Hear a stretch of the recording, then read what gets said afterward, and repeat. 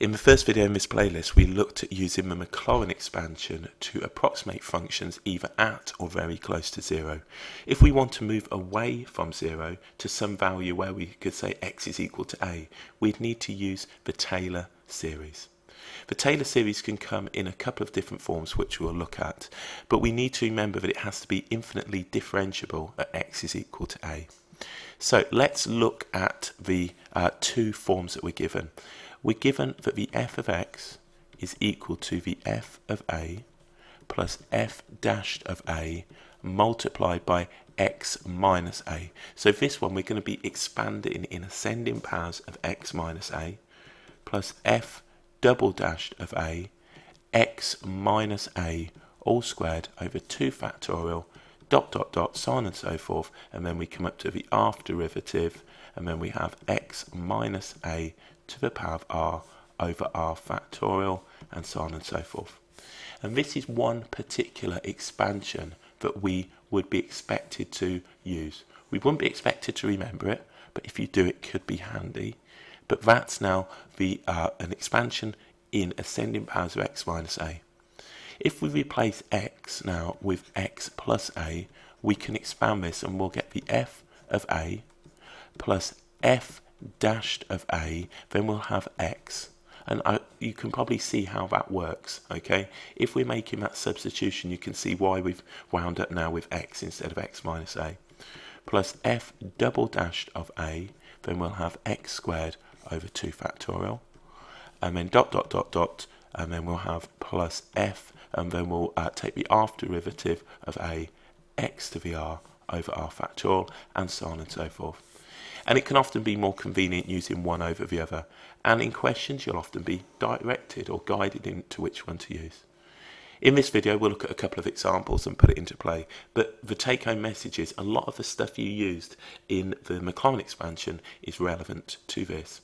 The Maclaurin expansion is essentially the Taylor expansion at x is equal to 0 instead of x is equal to a, or you could just say a is equal to 0 in that case. So let's have a go. We're asked to find the Taylor series expansion of the root of x in ascending powers of x minus 1 as far as the term in x minus 1 to the fourth. Then we need to use our answer in a to obtain an estimate for the root of 1.2, giving our answer to 3 decimal places. Okay, so let's start off then. What we're going to have then is, if we start off with the f of x is going to be the root of x, which you can write as x to the 1/2. The first derivative f dashed of x will be equal to 1/2 x to the minus 1/2. The second derivative f double dashed of x is going to be equal to now minus 1/4, and then we'll have x to the minus 3 over 2. The third derivative f triple dashed of x will be now 3 over 8 x to the minus 5 over 2. And then what's the fourth one going to give us? That looks like minus 15 over 16 x to the minus 7 over 2. We're expanding in powers of x minus a, and in this case a is 1.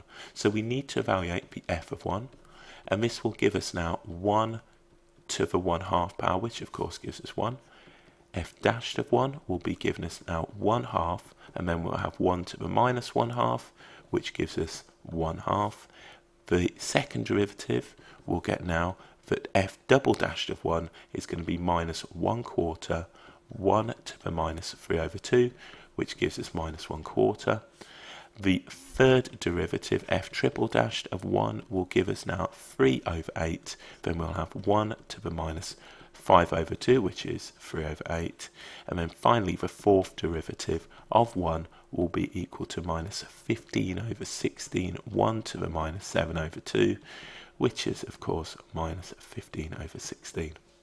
I've done that purely based on the fact that if we're not evaluating 1, it's kind of quite important, because I appreciate all powers of 1 are going to be 1, but in the main we'll have questions that are not at 1. Okay, so what we need to do is the following. Remember the expansion, the Taylor expansion of in ascending powers of x minus a will be the f of x is equal to the f of a plus f dashed of a multiplied by x minus a plus f double dashed of a x minus a all squared over 2 factorial, and so on and so forth. So what we've got here, and so on and so forth, what we're going to look at now is the following. We're going to look at our function of x being the root of x. So what we can say then is the root of x will be equal to the f of 1 plus f dashed of 1 multiplied by x minus 1 plus f double dashed of 1, then we'll have x minus 1 squared over 2 factorial plus f triple dashed of 1, x minus 1 cubed over 3 factorial, and then we'll need the fourth term, and we'll have f, and we'll take the fourth derivative of 1, x minus 1 to the fourth over 4 factorial. This is what we're interested in. We're interested in expanding this up to and including the power x minus 1 to the fourth. So all we've got to do is feed these in, very much like the Maclaurin expansion. So the f of 1 is going to be 1. So we can say now that root x is going to be 1. And then what we have now is f dashed of 1 multiplied by x minus 1. So we get plus 1/2 x minus 1. Then we get f double dash of 1, which is minus 1/4, multiplied now by x minus 1 all squared over 2 factorial. So we can now write this as minus 1 over 4 times by 2 factorial, which is 2, and then we've got x minus 1 all squared. On the next one, we're going to have plus 3 over 8 multiplied now by x minus 1 cubed over 3 factorial being 6, and we can write this as x minus 1 cubed. Then on the next one, we're going to have minus 15 over 16 multiplied by x minus 1 to the fourth over 4 factorial. 4 factorial is 24, and then we'll have x minus 1 to the fourth, and so on and so forth. So this is going to give us up to and including that term in x to the fourth. So we can now say root x is going to be now 1 plus x minus 1 over 2, and then we're going to have minus x minus 1 squared over 8. What's this going to give me? 1 over, that'll cancel off, that'll give me 1 over 16 plus x minus 1 cubed now over 16. And then what are we going to have on this? Oh god, let me put it for a calculator. What's it look like? 5 over, I think 5 over 128. I'm not gonna write that there in case it's wrong. So what have we got? 15, and then we've got 16 times by 24. 16 times by 24. And what do we wind up with? 5 over 128. Okay, 5 over 128. So what we end up now with is minus 5 x minus 1 to the fourth over 128, and so on and so forth.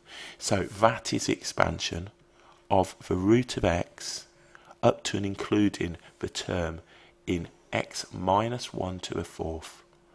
Okay, now let's consider the next part right here. We're asked to use our answer in part A to obtain an estimate for the root of 1.2, giving your answer to 3 decimal places.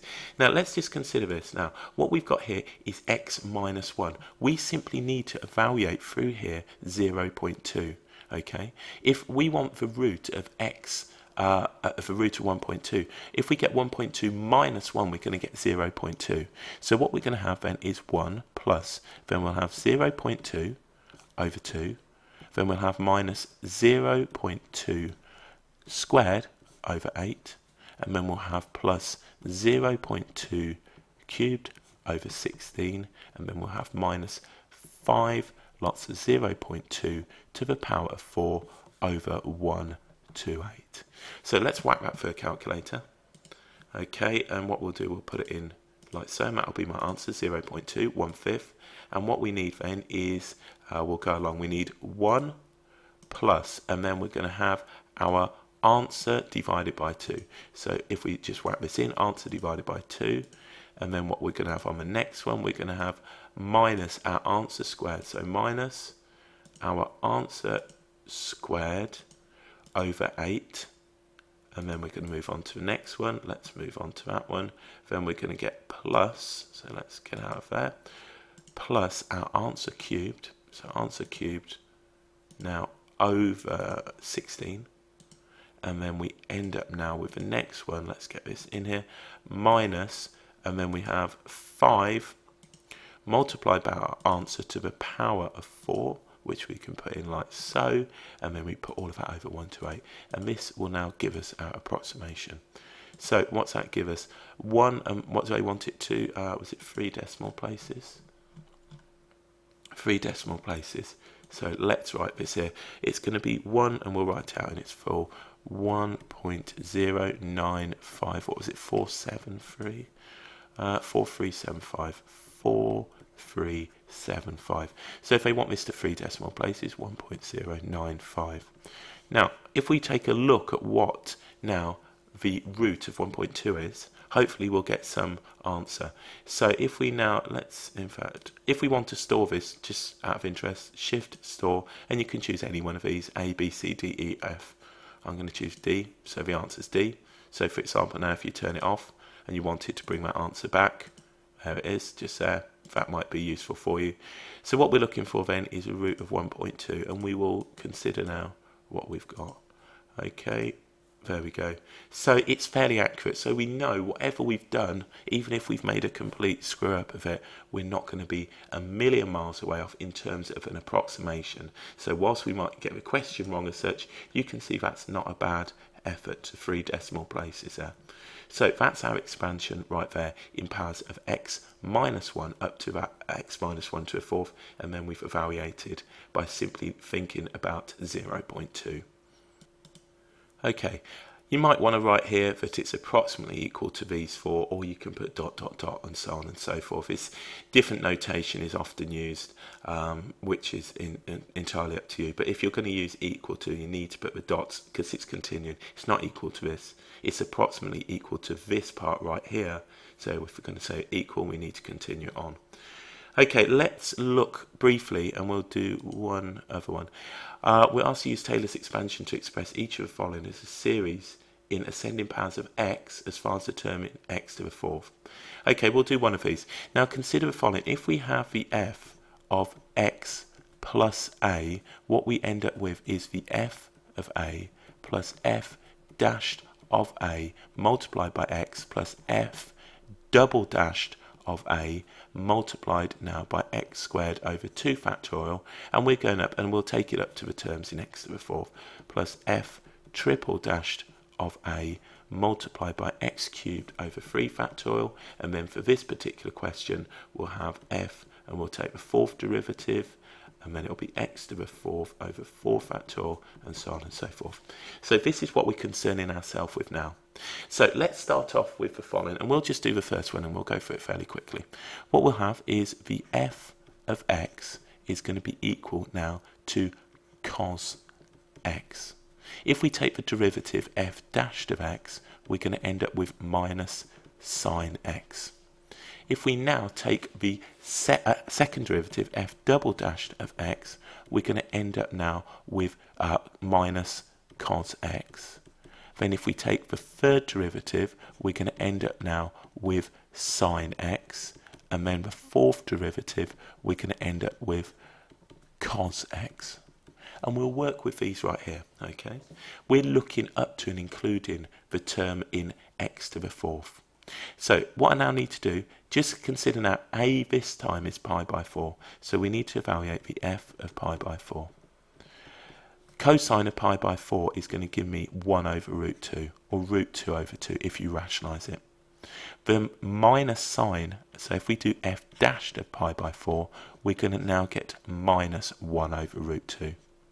If I now consider f double dash of pi by 4, we're going to get, again, let's just write that looks better, minus 1 over root 2.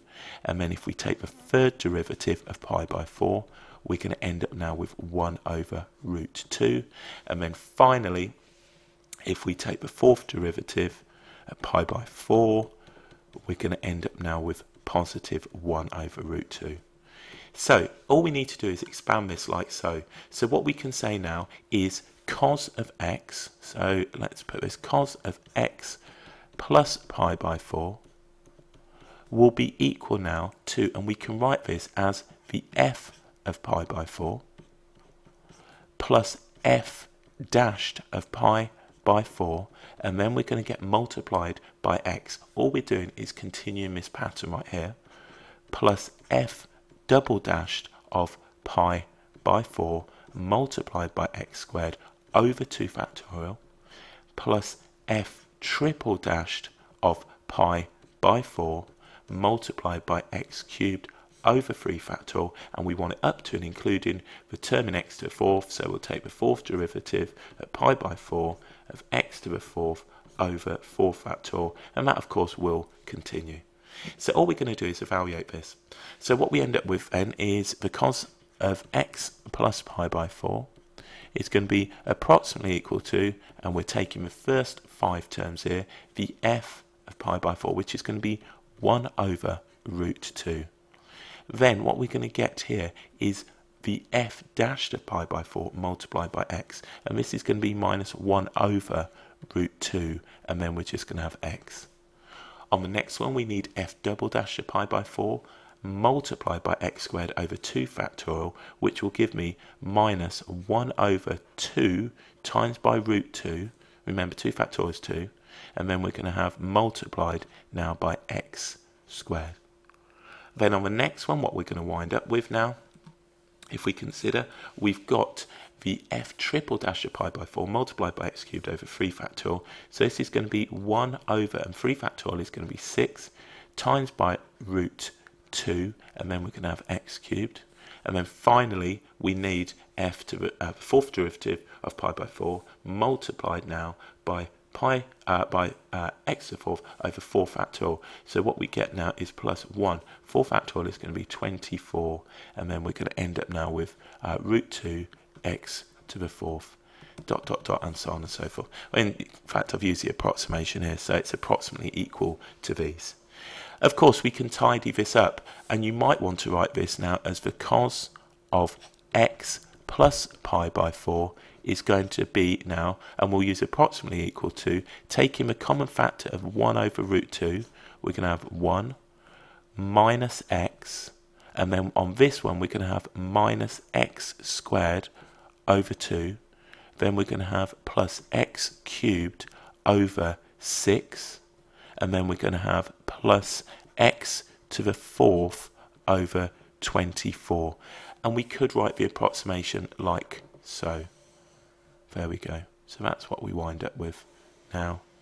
And that is our expansion up to and including the term in x to the fourth. All I've done is factor that out, and we can see that the first term is positive, the next two are negative, and then the last two in this particular expansion are positive. You could happily leave it using equal signs with your dot dot dot and so on and so forth from there. Either would suffice. So we'll do that one, and then I'll go on to some of the other ones in a later video. But the take-home message is as follows. Let's go back here. When we had the Maclaurin expansion, it was essentially the Taylor expansion at x equals 0. So it's good for approximating very close to or at 0. As soon as we move away from 0, we can use either one of these two.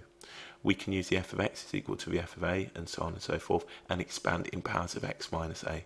Or we can sub in, instead of x, x plus a, and expand it in powers of x, in ascending powers of x. We looked at one example when we're expanding in powers of x minus a, where a was 1. And then we looked at another one when we're expanding in powers of x, where we had a equal to pi by 4. So there we go, a bit of an intro, and over the next few videos we'll do some more examples.